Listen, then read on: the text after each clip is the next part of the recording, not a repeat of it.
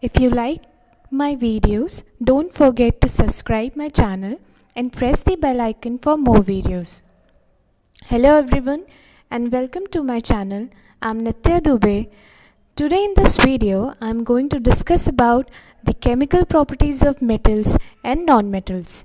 In my previous video, I have discussed about the physical properties of metal and non-metals.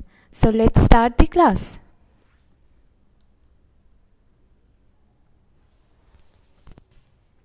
So, what are the chemical properties of metals? Metals are electropositive elements. In the chemical reactions, metals lose electron to form electropositive ions called cations. The reactivity of a metal depends upon its nature and the reaction conditions. So, in this part, I am going to discuss these questions and topics, in which the first one is, how do metals react with oxygen? How is a metal oxide formed? What is the nature of the metal oxides? How do metal reacts with water? How do metal reacts with dilute acids? Why do only certain metals displace hydrogen from a dilute acids? How do metals react with a solution of metal salts?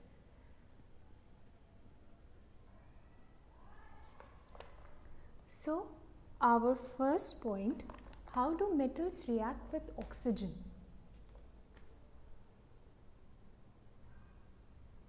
तो जितने भी metals होते हैं वो oxygen के साथ combine करके metal oxide बनाते हैं. That is all the metals combined with oxygen to form a metal oxides.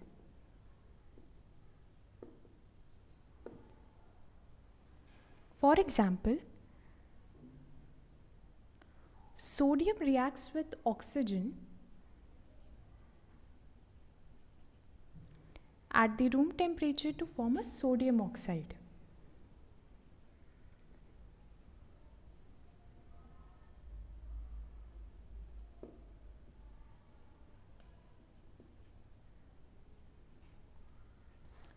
तो यहाँ पे क्या हुआ कि room temperature that is 25 degree centigrade पे सोडियम जब ऑक्सीजन के साथ रिएक्ट करता है तो वो सोडियम ऑक्साइड फॉर्म करता है.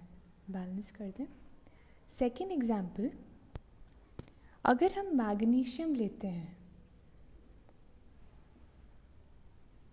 जनरली मैग्नीशियम जो है वो ऑक्सीजन के साथ रूम टेम्परेचर पे रिएक्ट नहीं करते.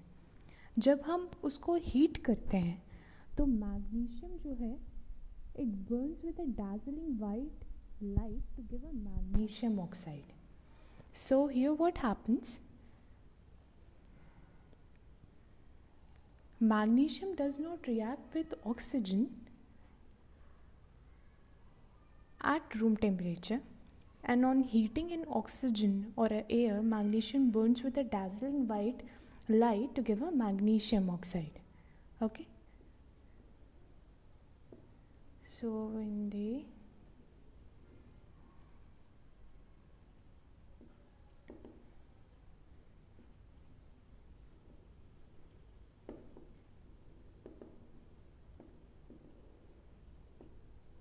okay.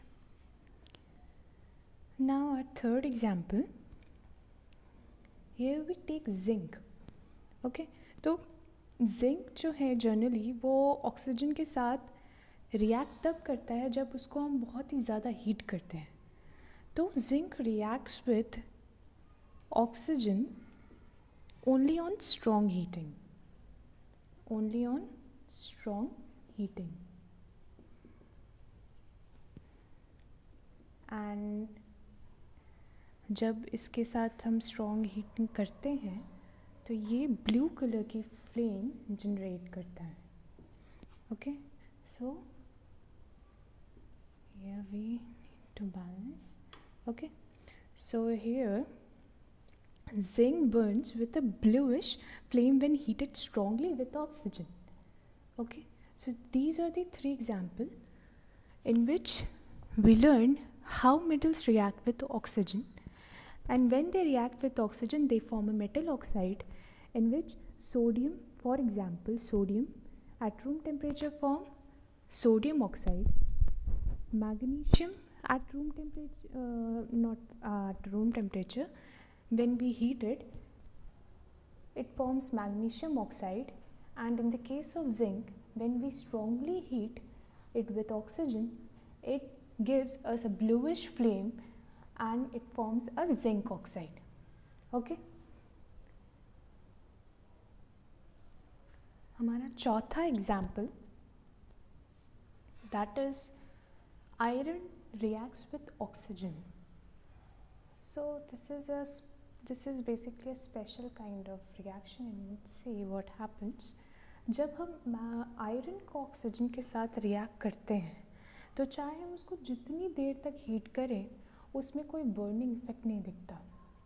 Okay, so iron reacts with oxygen on strong heating without burning. Prolonged strong heating, no burning.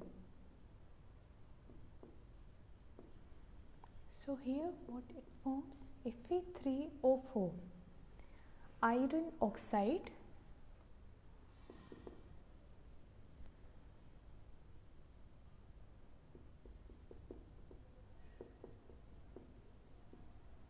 or we can say ferric oxide. तो ये जो नाम है फेरोसोफेरिक ऑक्साइड, ये आयरन की +2 और +3 वैलेंसी की वजह से आया है. ठीक है, तो इसको मैंने स्पेशल रिएक्शन इसलिए कहा क्योंकि आयरन को जब हम ऑक्सीजन के साथ रिएक्ट करते हैं तो ये एक ऐसा कंपाउंड बनाता है जो कि दोनों वैलेंसी कैरी करता है, दैट इज +2 एंड +3. ठीक है, so here Fe3O4 contains a Fe in +2 as well as +3 oxidation state. Now fifth reaction, when copper reacts with oxygen. Okay, तो copper जो है it reacts with oxygen slowly on a prolonged strong heating. ठीक है, so it will form copper oxide. Okay, so copper 2 with oxidation state 2, or we can say cupric oxide. जो copper +2 oxidation state में होता है तो उसे हम cupric oxide कहते हैं. Okay, we write prolonged strong heating, no burning. Okay, so the reaction condition for the reactions of sodium, magnesium, zinc, iron and copper with oxygen, it is clear that sodium reacts most readily with oxygen, whereas copper reacts least readily with oxygen. Thus here sodium is the most active metal, reactive metal, and copper is the least reactive metal. Okay, so here I am going to write the order of reactivity of these metals with oxygen. So as I told you that sodium has highest reactivity, then magnesium, then zinc, and then copper. So here the most reactive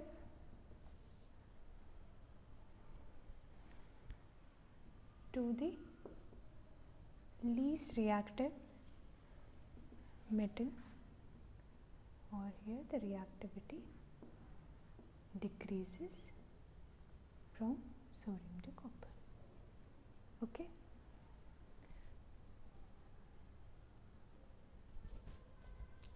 तो हमारा next topic है how is metal oxide is form. ये बहुत ही simple सा है, बस थोड़ा सा ध्यान देने की ज़रूरत है।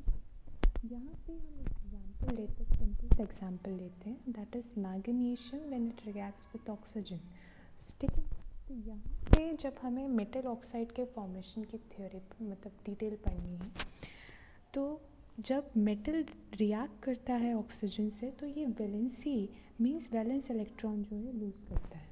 ठीक है, मेटल जब ये ऑक्सीजन के साथ रिएक्ट करेगा तो it will become a electropositive, that is it loses its electron. ठीक है, तो to form a positive ion that is cation. ठीक है, दूसरी तरफ on the other hand an atom of oxygen gains 2 electrons to form oxide ion. तो इसने 2 electron जब लूज़ किए तो इसने 2 इलेक्ट्रॉन गेन किए। ठीक है, तो इनके गेन और लूज़ की वजह से यहाँ पे क्या बनता है, आयनिक मेटल ऑक्साइड। ठीक है, यहाँ पे मेटल के लूज़ करने और उसके गेन करने, उसके एक्सचेंज से आयनिक मेटल ऑक्साइड फॉर्म होता है। मीन्स यहाँ पे मैग्नीशियम और ऑक्सीजन के बीच में एक आयनिक बॉन्ड फॉर्म होगा। ठीक है, तो यहाँ पे क्या है, these oppositely charged ions combine together to form a ionic metal oxide। ठीक है, तो यहाँ पे हमने लिया मैग्नीशियम जिसका इलेक्ट्रॉनिक कन्फिगरेशन होता है या एटॉमिक नंबर होता है दैट इज़ 12। तो इसका इलेक्ट्रॉनिक कन्फिगरेशन क्या होगा, 282। जो मेरी अगली वीडियो होगी उसमें मैं सारे एटॉमिक शेल एटम्स के बारे में बताऊंगी और उनके सब शेल्स के बारे में बताऊंगी। तो 282 दैट इज़ इसका 12 होता है, तो इसको हम तोड़ेंगे according to duplet and octet. 282। ठीक है, यहाँ पे ये हो गया। और oxygen, in the case of oxygen its electronic configuration will be 28। Okay, sorry 26।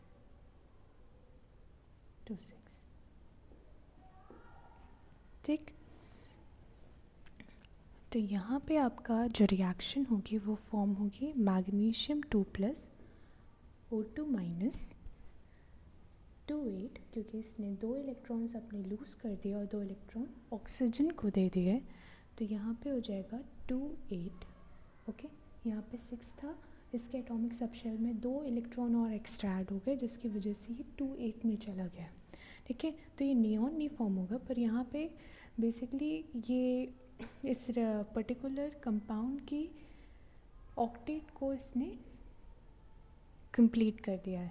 ठीक है, तो यहाँ पे मैग्नीशियम और ऑक्सीजन 2828 देखने को मिल रहा है। तो बेसिकली ये किसके बेसिस पे हुआ, आयनिक मेटल ऑक्साइड फॉर्मेशन के बेसिस पे। ठीक है, तो यहाँ पे the ions magnesium 2 plus and oxygen 2 minus combine together to give MgO। Okay,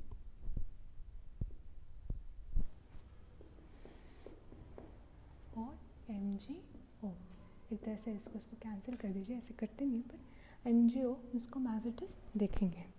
तो this will be magnesium oxide. Okay, so ये आपका पूरा कंप्लीट हुआ। ये बहुत ही सिंपल सी इसकी थ्योरी थी, that is how a metal oxide is formed. Okay,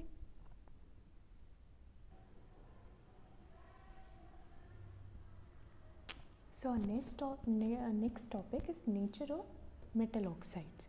तो इससे पहले हमने क्या क्या चीज़ें समझी, that is the metal reacts with oxygen, how metal reacts with oxygen, and the second part is how metal oxide is formed, and now the third part is what is the nature of metal oxides.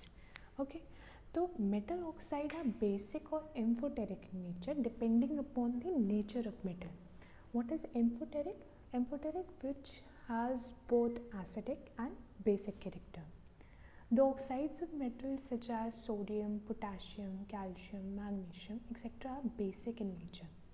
The oxide of metals such as aluminium, zinc are amphoteric in nature. Okay, so soluble metals oxides react with water to form a metal hydroxide, that is alkalis. Okay, how we will see in the following reaction.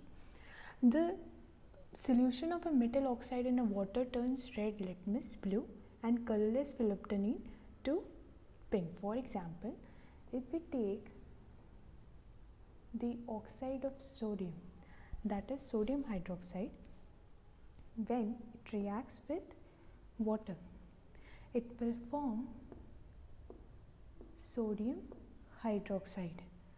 Okay, this is sodium oxide and this is sodium hydroxide. तो इससे पहले मैंने क्या कहा कि जब एक sodium oxide मतलब जो कि मेटल ऑक्साइड है, सॉल्युबल मेटल ऑक्साइड जो कि पानी में सॉल्युबल है, वो रिएक्ट करता है तो ये बनाता है sodium hydroxide, that is an alkali.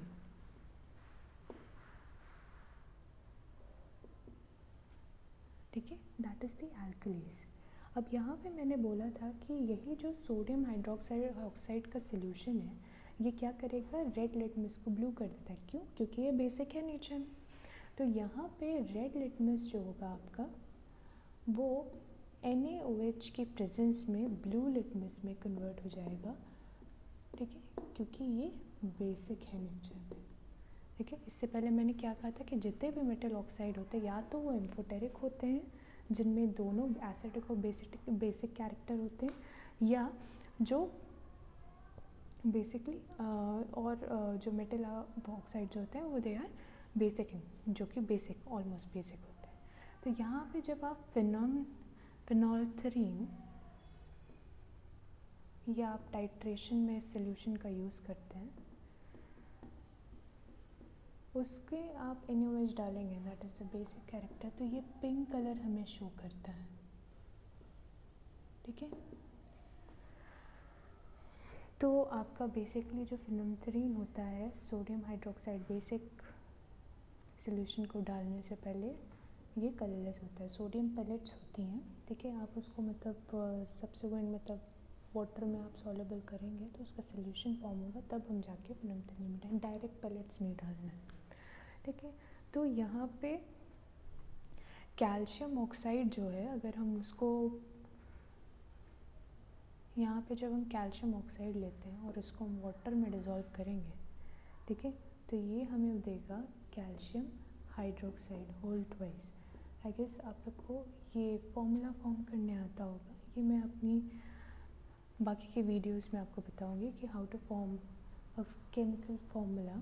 ठीक है, on the basis of reaction, यहाँ पे रिएक्टेंट से प्रोडक्ट कैसे बनाता है। ठीक है, तो ये आपका जो बेसिकली कैल्शियम हाइड्रोक्साइड है, it is also known as lime water. ठीक है, and it is basic in nature and it also turns red litmus to blue. So it is also basic in nature and it also turns red litmus to blue.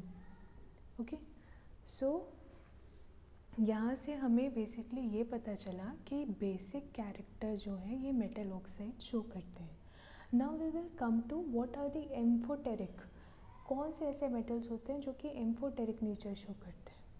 Okay,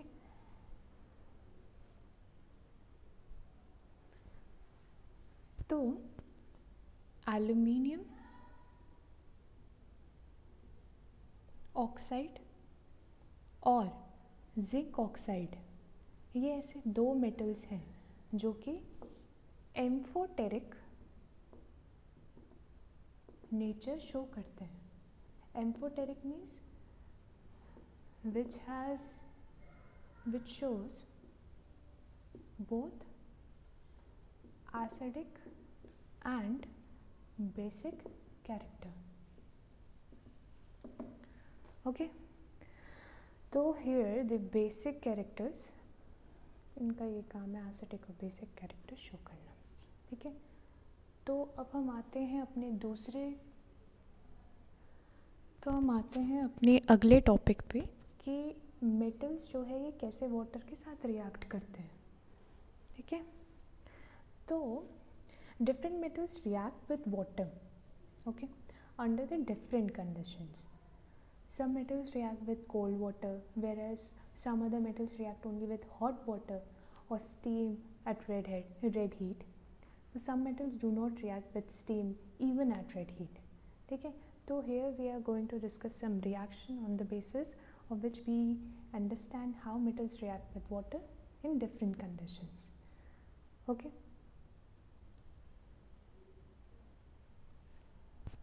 So our first reaction is sodium reacts with water.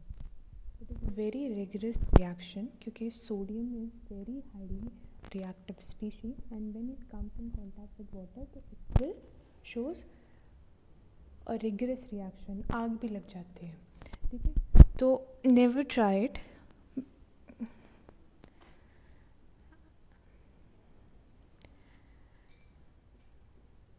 तो यहाँ पे ये show कर रहा है कि sodium और water के साथ रिएक्ट करेगा तो ये according to the formula it will form NaOH, that is the basic character, और यहाँ पे हाइड्रोजन गैस निकलेगी. ठीक है, तो ये हाइड्रोजन गैस की वजह से इस तरह की बाहरी रिएक्शन देखी जाती है. तो यहाँ पे हमने कोल्ड वाटर लिया है.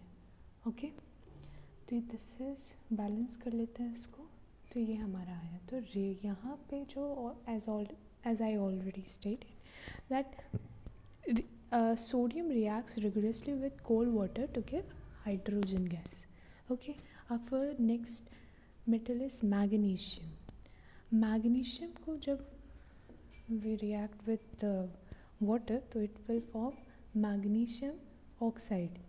Okay, and this is it will give hydrogen gas. S is basically solid. यहाँ पे तो ये हमें बेसिक कैरेक्टर देंगे. तो ये जो जितना भी रिएक्शन होता है ये हमें बॉइलिंग वाटर में परफॉर्म करना है. ओके, तो does not react with water, with the boiling water it gives hydrogen gas. Okay, तो यहाँ पे अब लेंगे हम एल्यूमिनियम. एल्यूमिनियम जब वाटर के साथ रिएक्ट करता है, ठीक है, तो ये बनाएगा हमें एल्यूमिनियम हाइड्रोक्साइड. ठीक है, एल्यूमिनियम की बेसिकली +3 चार्ज होता है, तो ये हाइड्रोक्साइड -1 के साथ एक्सचेंज करके AlOH होल थ्राइस बनाएगा. ठीक है, इस तरह से.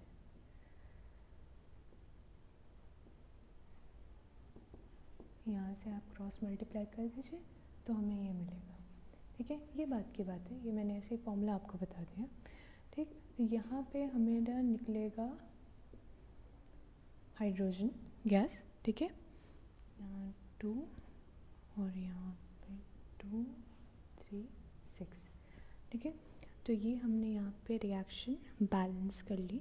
तो ये भी हमें बॉइलिंग वाटर के अंदर परफॉर्म करना है. तो यहाँ पे क्या होगा, एल्यूमिनियम डिकम्पोज कर रहा है बॉइलिंग वाटर में, जो कि स्लोली मीन्स थोड़ी देर बाद हमें हाइड्रोजन गैस देगा. तो that is aluminium decomposes boiling water slowly to give hydrogen gas.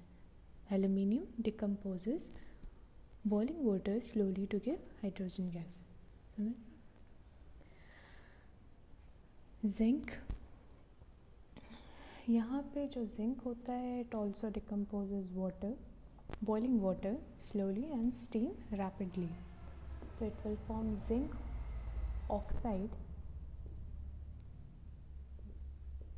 hydrogen gas. Okay, in the case of iron when it reacts with water, so it will give, as we all know, that is ferroso-ferric oxide, Fe3O4 plus hydrogen gas. Okay, or 4 3. So here the iron should be red hot. Okay,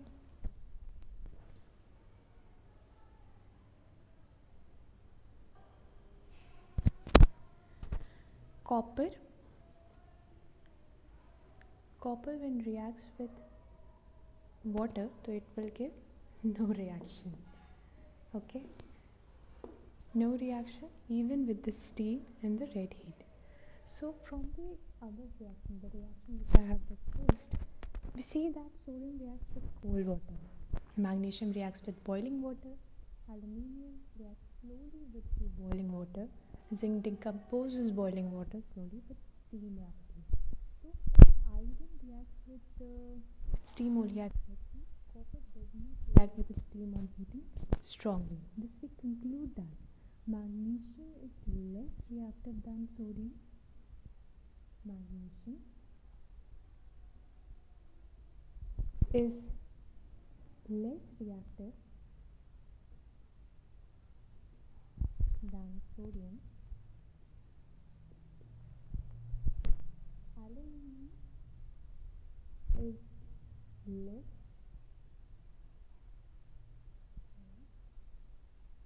reactive than magnesium. Zinc is least reactive than aluminium. Iron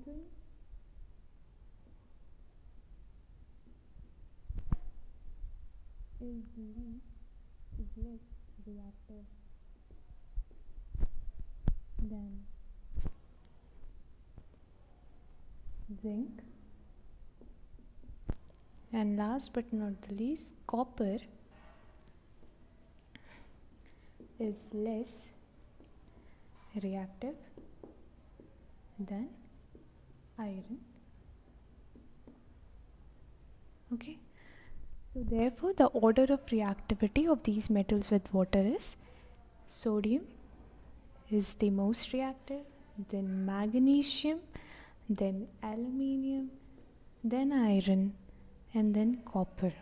ठीक है, तो यहाँ पे हो गया ये most reactive and this will be the least reactive. Okay, so in my next video I will discuss the rest of the topics, okay, of chemical properties of metal and non-metals. Okay, thank you.